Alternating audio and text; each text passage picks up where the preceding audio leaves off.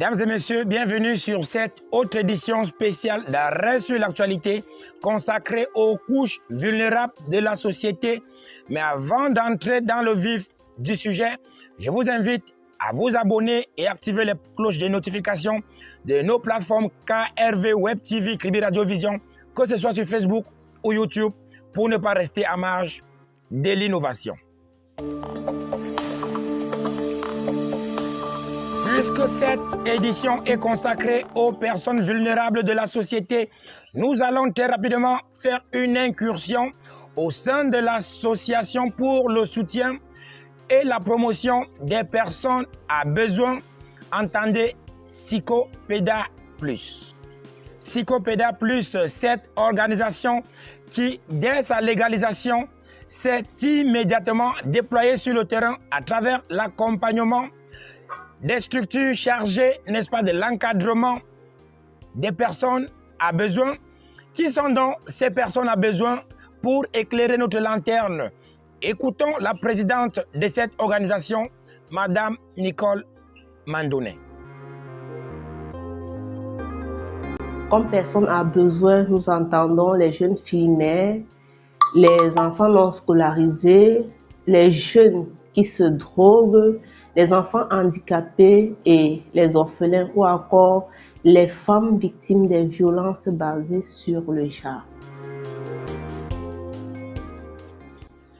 Une fois n'est pas coutume, coïncidence du tournage de cette édition, cette descente de Psychopéda Plus au sein d'un orphelinat dans l'arrondissement de Lokoundje.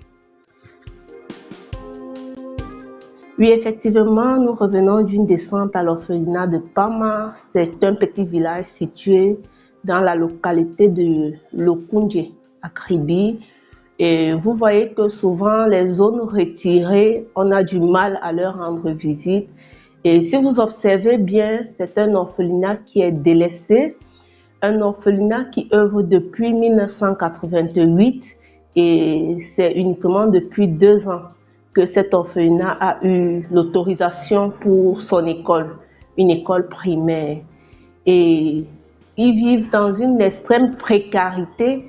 Lorsque vous voyez même les salles de classe sont en matériaux provisoires depuis des années. Les enfants n'ont vraiment pas de quoi se nourrir. Même les vêtements, ils n'en ont pas. Cet orphelinat regorge beaucoup plus les enfants pygmées et autres. Donc, vous voyez, ne nous cantonnons pas seulement dans les zones urbaines, mais faisons aussi un tour dans les zones rurales où des gens sont vraiment dans le besoin. Les gens ont vraiment besoin d'aide. Cet orphelinat n'a pas d'enseignants. Le promoteur de cet orphelinat a été victime d'AVC. Il est déjà vieux. Il cherche du relais. Il cherche de l'aide. Nous, allant là-bas, nous appelons avec ce que nous avons vu, avec ce que vous pouvez même entrevoir à travers les photos. Nous demandons vraiment aux âmes de bonne volonté, ceux qui ont encore la main sur le cœur, ceux qui pensent encore que la jeunesse d'aujourd'hui est le relais de demain. Nous vous demandons vraiment de l'aide, venir en aide, tout ce que vous avez, que ce soit une aide psychologique, une aide matérielle, une aide financière. Venez et aidez ces enfants-là. Venez et donnez du sourire à ces enfants-là. Faites sortir ces enfants-là de la précarité. Sentir qu'on aide quelqu'un, c'est lorsque vous apportez quelque chose et vous voyez du sourire sur le visage de la personne et la personne vous dit « J'aimerais vous regarder et reconnaître votre visage pour le bien que vous m'avez fait. » Parlant justement de bienfaits, la commémoration de la 57e édition de la fête de la jeunesse a également été saisie par cette organisation pour le réarmement moral de cette dernière. Vous vous rendez compte que la jeunesse d'aujourd'hui est une jeunesse consommatrice de drogue, est une jeunesse qui se prostitue, est une jeunesse qui n'a plus de perspective d'avenir parce qu'elle se dit nous allons fréquenter sans emploi. Alors, il faudrait bien que pendant cette période de la fête de la jeunesse, nous puissions accompagner la jeunesse pour un certain réarmement psychologique, pour leur donner des armes pour affronter l'avenir et les arranger à ne plus se droguer, mais à regarder plutôt de l'avant. Et comme l'on pouvait s'y attendre, cette initiative portée par cette professionnelle de la psychopédagogie et des sciences de l'éducation n'est point un long fleuve tranquille. Nous ne sommes pas accompagnés.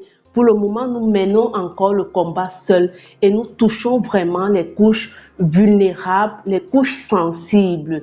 Donc, ce ne saurait être un fleuve tranquille, mais un fleuve vraiment qui a beaucoup d'épines. Mais nous sommes sûrs qu'avec cet accompagnement-là, tout ira bien.